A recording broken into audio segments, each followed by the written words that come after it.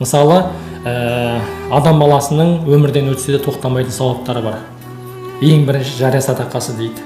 Мысалы, сіз Алла Тағала ертең сіздерге бір кәсіп берсе, ақшаларыңыз бар кезде, мысалы, байлық үнемі жаңағы адам баласының қолында өмір бойы тұрмайды. Байлық бірде бар, бірде жоқ.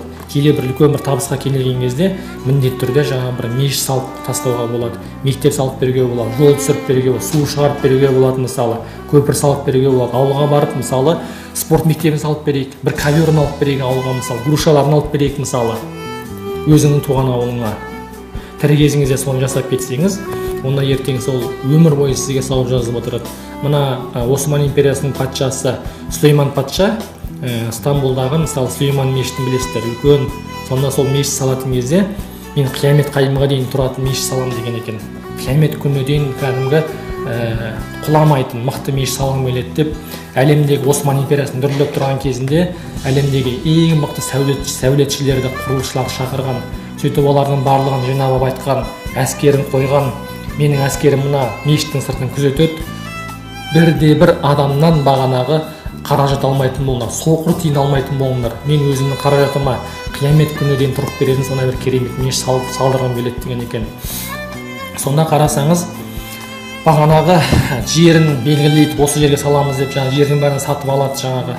Сонда бір кішкентай ғана үйде тұратын бір апа бар екен, әже. Сол мешіттің алғаш іргетасын қалап жатқан кезде әже ойланған екен, бір ғана ешкісі бар. Ойпырмай, мына менің қасымнан Алланың үйі мешіт түсейін деп отыр. Мен осы мешітке қандай еңбегім бар, не істей аламын? Жұмыс істеп көмектесейін десе, әже жаңағы кәрі, күш қуаты жоқ дегендей, жалғыз ғана ешкісі бар.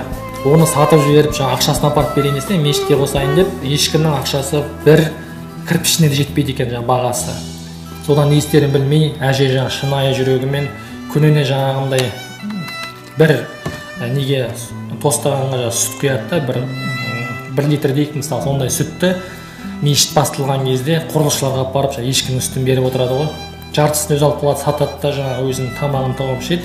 Жарты сүтті күнде 2-3 рет салады да, ешкіні құрылысшыларға береді екен.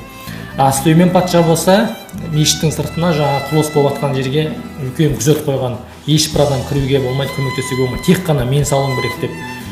Одан мешіт жаңағы күндердің бір күні күте бітеді, Сүлейман мешіті. Біткеннен кейін барып жаңағы Сүлейман патша түс көреді екен. Түсінде қиямет қайым басталып кеткен ақыр заман. Алла Тағала жаңағы тозақ пен жәннатты жақындатып, қыл көпірді қойып, таразыны қойып, адамдардың жақсы жаман амалдары өлшеп жатыр екен. Содан бір кезде Сүлейман патшаны алып келді дейді Алла Тағала алдына. Таразының оң жағына жаңағы Сүлейман мешітін салып дейді. Анау сондай ықыласпен салынған мешіт былай кетті дейді. Содан таразының сол жағына бір құты сүт дейді жаңағы. Бір құты сүтті әкеп қойған кезде бағанағы сүт былай басты дейді ғой, мешітті көтеріп кетті. Сүлеймен патша шошып оянады. Барадыра барлық жаңағы мешіттегі құрылысшыларды шақырады, архитекторларды шақырады, бәрін жандарына шығарады. Кім не берді, айтыңдар, мен түс көрдім, мына түсім ақиқат бұл. Айтыңдар маған, кім көмектесті? Жоқ, патша, күзет деген қатаң, ешкім көмектесе алған жоқ, көмектеспейді да бұған. Содан жаңағы бірнеше күн отырғызып қойды екен жаңағы жұмысшыларын, айтыңдар, айтпасаңдар жермейін деп. Содан арасында біреу айтты дейді, патша дейді, ешкім көмектескен жоқ, тек қана бізге түс мезгілінде түскі асқа бір апа келеді күнде, қолында жаңағы сүті бар, соны келіп құрылысшыларға сүт беріп береді деген екен.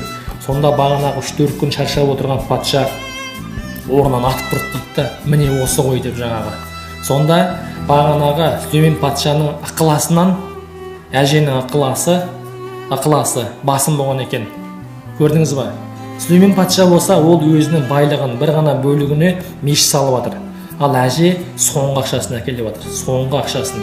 Көрдіңіз ба? Және шынайы жүрегімен беріп тұр оны. Сонда адам баласының жасаған жақсылығы, сен мысалы біреуге миллион доллар беріп көмектесіп, мен саған бердім ғой деп жаңағы үстемдік көрсетсең, оның сауабы болмайды. Тәкаппарланып қалсаң, менсіп оны ертең міндетсең, оның сауабы болмайды. Ал егер сен қолында бүгін студент кезде 100 теңгенің 50 теңгесін бөліп беріп, жетім жесірге көмектесіп, тіпті көшедегі бомждарға бермейміз кейде арақ ішеді мас болады деп, мысалы. Арақ ішетін мас болатынын білсең, онда айранмен бір нан апарып беріңіз 50 теңгеге дүкеннен, қасындағы дүкеннен. Көрдіңіз ба? Ол да қазақтың адамы, мысалы, қазақтың баласы, біреудің әкесі шығар. Мүмкін баласы бір кесірінен ішіп кеткен шығар, мысалы. Бірақ сол сіз алып берген айранмен бағанағы нанның себебінен мүмкін Алла тағала сіздің өміріңізді берекеге айналдырып жіберуі мүмкін. Мысалы қараңыздаршы, сондықтан жүрген жерімізде жақсылықты сүйейік, жақсылық жасайық, жақсылыққа жақын болайық. Мысалы